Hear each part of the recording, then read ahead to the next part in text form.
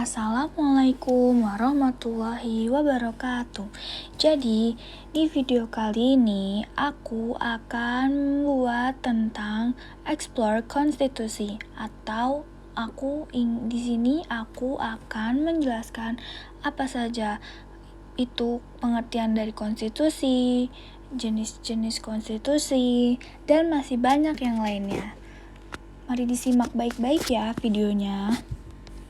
Sebelumnya, perkenalkan, nama saya Gustira Almaida dari Program Studi Komunikasi Sekolah Vokasi IPB Angkatan 57, kelas praktikum D1, dengan NIM J03012011261. Selanjutnya, mari kita simak penjelasan berikut ini. Apa itu konstitusi? Konstitusi berasal dari bahasa Latin yaitu constituant atau Undang-Undang Dasar atau disingkat UUD. Dalam negara adalah sebuah norma, sistem politik dan hukum bentukan pada pemerintahan negara. Biasanya dimodifikasikan sebagai dokumen tertulis. Hukum ini tidak mengatur hal-hal yang terperinci, melainkan hanya menjabarkan prinsip-prinsip yang menjadi dasar bagi peraturan-peraturan lainnya. Dalam kasus bentukan negara, konstitusi memuat aturan dan prinsip-prinsip entitas politik dan hukum. Istilah ini merujuk secara khusus untuk menetapkan konstitusi nasional sebagai prinsip-prinsip dasar politik. Prinsip-prinsip dasar hukum termasuk dalam bentukan struktur, prosedur, wewenang, dan kewajiban pemerintah negara pada umumnya. Konstitusi umumnya merujuk pada penjaminan hak kepada warga masyarakatnya. Istilah konstitusi dapat diterapkan kepada seluruh hukum yang mendefinisikan fungsi pemerintahan negara. Dalam bentukan organisasi konstitusi menjelaskan bentuk, struktur, aktivitas, karakter, dan aturan dasar organisasi tersebut. Selanjutnya, konstitusi dibagi menjadi dua. Ada konstitusi secara luas dan konstitusi secara sempit. Di sini saya akan menjelaskan terlebih dahulu arti luas konstitusi. Konstitusi secara luas diartikan sebagai aturan-aturan yang mengatur jalannya penyelenggaraan negara secara keseluruhan. Sikap positif terhadap konstitusi negara, inspirasi, informasi, dan lain-lainnya. Secara luas merupakan dasar dibentuknya suatu negara dari mulai sistem pemerintahan, pembentukan kebijakan, hingga sistem ketatanegaraan, sehingga konstitusi secara luas dapat diartikan sebagai hukum dasar suatu negara. Hukum dasar suatu negara mencakup hukum dasar tertulis dan hukum dasar tidak tertulis. Hukum dasar tertulis adalah hukum tertulis yang memiliki kekuatan hukum yang konkret. Misalnya, undang-undang, keputusan presiden, perpu, peraturan pemerintah, dan peraturan menteri. Adapun hukum dasar tidak tertulis, yaitu secara legal namun tetap dilaksanakan dalam penyelenggaraan negara. Hukum tersebut bersumber dari nilai-nilai yang dipegang oleh masyarakat sejak zaman dahulu. Misalnya adat istiadat, konvensi, hasil musyawarah, dan pidato kenegaraan.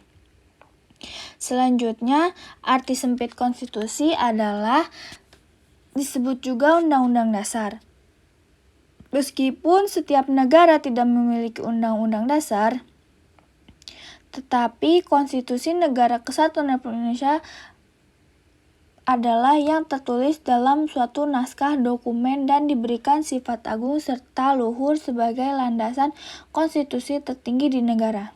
Konstitusi dalam arti sempit merupakan hukum dasar tertulis, yaitu undang-undang. Di Indonesia, konstitusi dalam arti sempit yang pernah berlaku adalah Undang-Undang Dasar 1945, Undang-Undang Sementara, dan semua aturan dasar dalam penyelenggaraan suatu negara. Selanjutnya, organisasi yang menggunakan konsep konstitusi. Yang pertama ada organisasi pemerintahan transnasional, nasional, atau regional. Yang kedua ada organisasi sukarela. Yang ketiga ada persatuan dagang. Yang keempat ada partai politik. Dan yang terakhir ada perdagangan. Selanjutnya, nilai konstitusi. Nilai konstitusi yaitu nilai normatif. Adalah suatu konstitusi yang resmi diterima oleh suatu bangsa, dan bagi mereka konstitusi itu tidak hanya berlaku dalam arti hukum atau legal, tetapi juga nyata berlaku dalam masyarakat, dalam arti berlaku efektif dan dilaksanakan secara murni dan konsekuen.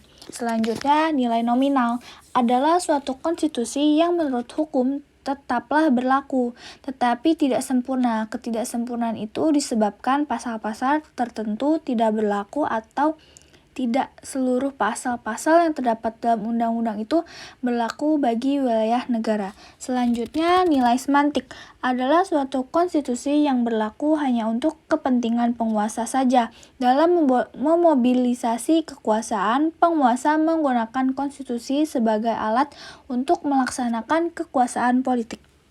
Selanjutnya, fungsi konstitusi. Fungsi konstitusi secara umum. Konstitusi berfungsi membatasi kekuasaan pemerintah agar tidak terjadi kesewenang-wenangan yang didapat lakukan oleh pemerintah, sehingga hak-hak bagi warga negara dapat terlindungi dan tersalurkan. Selanjutnya, konstitusi berfungsi sebagai piagam kelahiran suatu negara. Selanjutnya, konstitusi juga berfungsi sebagai sumber hukum tertinggi. Dan fungsi konstitusi sebagai alat membatasi kekuasaan, dan konstitusi juga berfungsi sebagai identitas nasional dan lambing. Dan yang terakhir, konstitusi berfungsi sebagai pelindung hak asasi manusia dan kebebasan warga suatu negara. Selanjutnya, contoh konstitusi. Contoh konstitusi di Indonesia sendiri dibagi menjadi dua, yaitu contoh hukum dasar tertulis dan contoh hukum dasar tidak tertulis. Mari kita simak penjelasannya dari masing-masing kedua contoh hukum dasar tersebut. Yang pertama, contoh hukum dasar tertulis di Indonesia. Hukum dasar tertulis adalah Undang-Undang Dasar. Selama Indonesia merdeka, sudah 4 macam undang-undang yang digunakan. Contoh hukum dasar tertulis yang pernah digunakan di Indonesia yaitu Undang-Undang 1945, Undang-Undang 1945 setelah kemerdekaan, Undang-Undang 1945 setelah Dekret Presiden 1959, Undang-Undang 1945 masa pemerintahan Orde Lama, Undang-Undang 1945 masa pemerintahan Orde Baru, dan Undang-Undang RIS, Undang-Undang Sementara, dan Undang-Undang 1945 hasil amandemen. Dan selanjutnya, contoh hukum dasar tidak tertulis di Indonesia. Contoh hukum dasar tidak tertulis lebih luas, karena hukum ini mencakup semua hukum yang ada dalam negara dan masyarakatnya, tanpa ada pembentukan secara resmi. Hukum dasar tidak tertulis ini biasanya disebut konvensi. Contohnya yaitu ada musyawarah untuk mufakat, ada pidato kenegaraan presiden, pidato presiden awal tahun, adat istiadat. Nah, cukup sekian isi dari hukum dasar tertulis dan hukum tidak tertulis. Cukup sekian video yang bisa saya sampaikan. Mohon maaf apabila ada salah-salah kata dan kekurangan. Terima kasih. Wabillahi taufiq wal hidayah. Wassalamualaikum warahmatullahi wabarakatuh.